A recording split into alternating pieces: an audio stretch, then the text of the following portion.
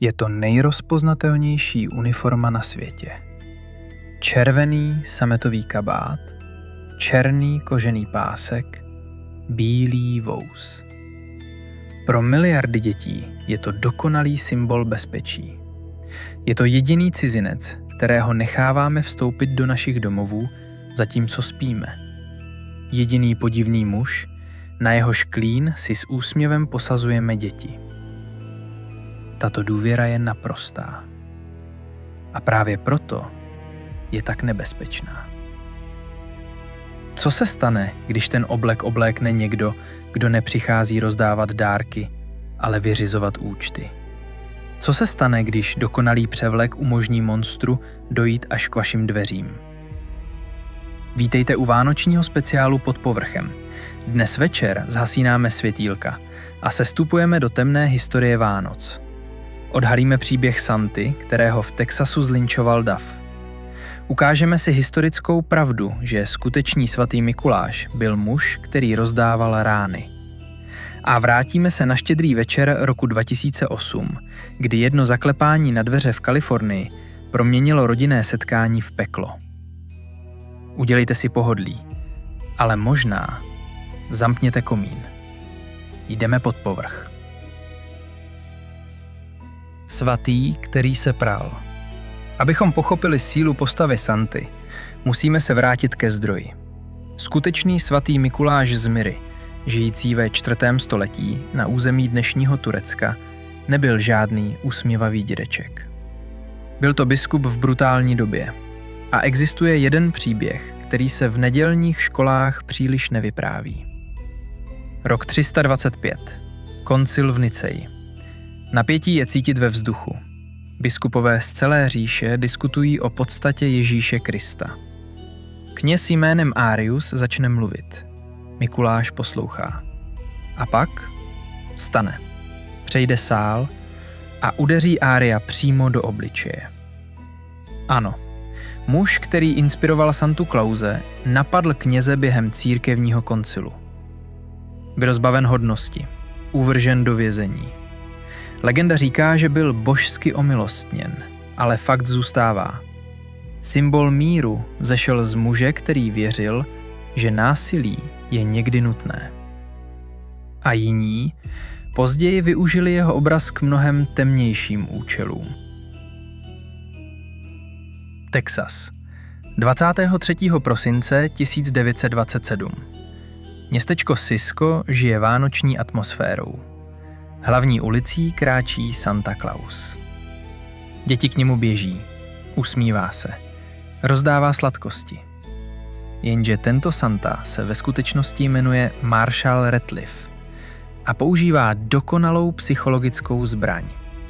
Nikdo nepodezírá Santu. Vchází do První národní banky. Pokladní se usmívají.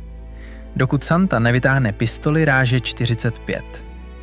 Dovnitř vběhnou 3 komplicové. Loupež se zvrtne. Obyvatelé berou pušky. Brokovnice.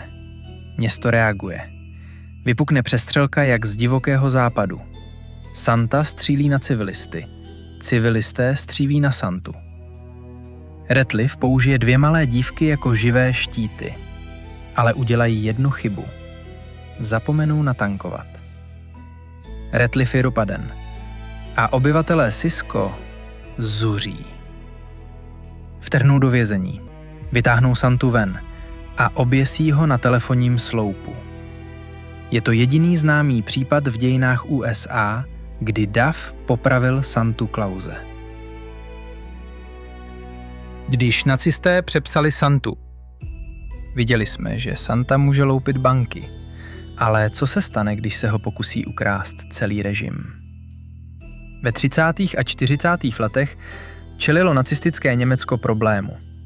Vánoce byly nejoblíbenějším svátkem, ale měly vadu.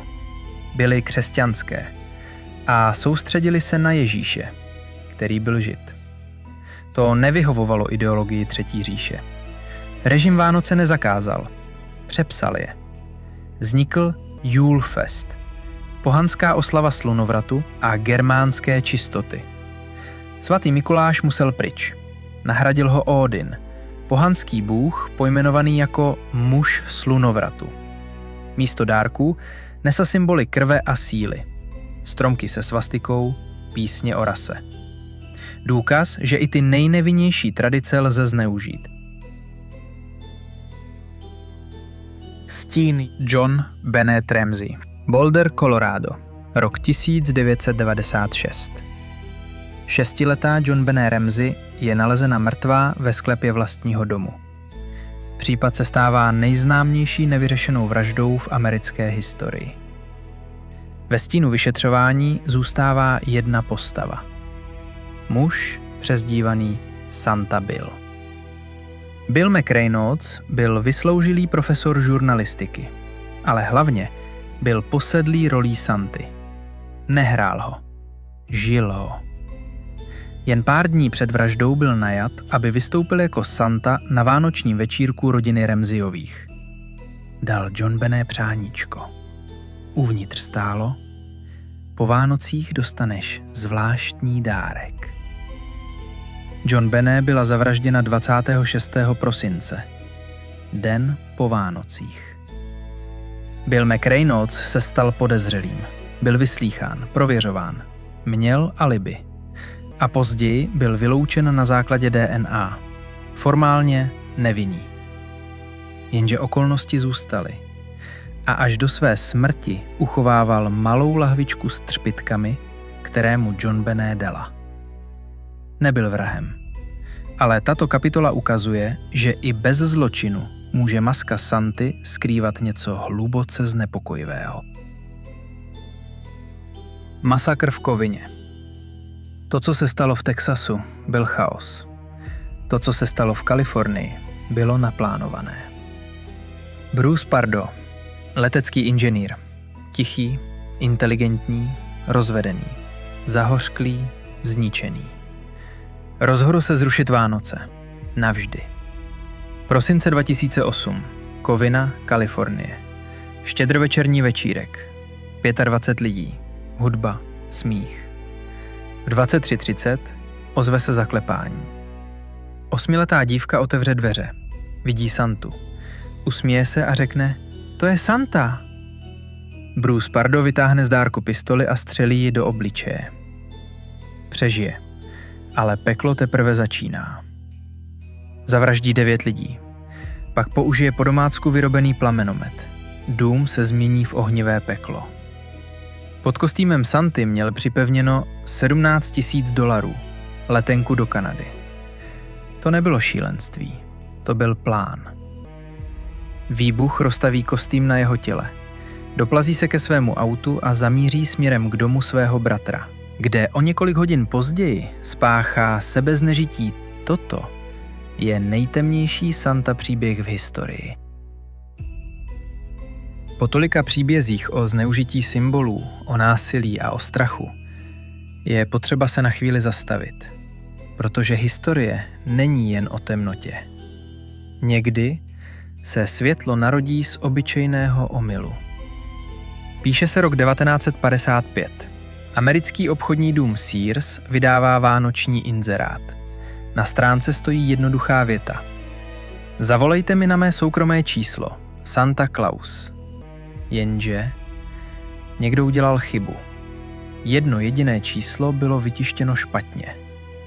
Telefonní linka, na kterou děti volali, nevedla do obchodu. Vedla na přísně tajnou linku kontinentálního velitelství protivzdušné obrany USA. Na telefon, který měl zazvonit pouze v jednom případě, kdyby Sovětský svaz odpálil jaderné rakety. Ten telefon zvedl plukovník Harry Shoup, zkušený voják, muž, který byl připraven na 3. světovou válku. Místo sirén a poplachu uslyšel malý hlas. Je tam Santa? Harry Shoup měl v tu chvíli na výběr. Mohl hovor ukončit. Mohl křičet. Mohl ho považovat za chybu. Ale neudělal to. Byl to voják, ale byl to také otec. A tak se nadechl a odpověděl. Jako Santa.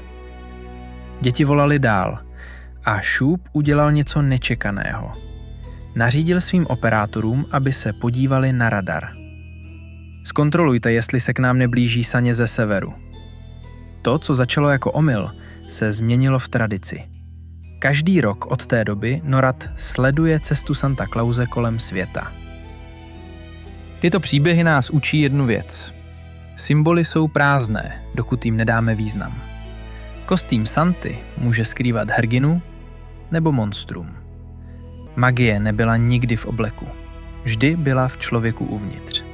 Děkujeme, že jste šli pod povrch. Buďte všímaví, buďte v bezpečí. Veselé Vánoce a uvidíme se příště.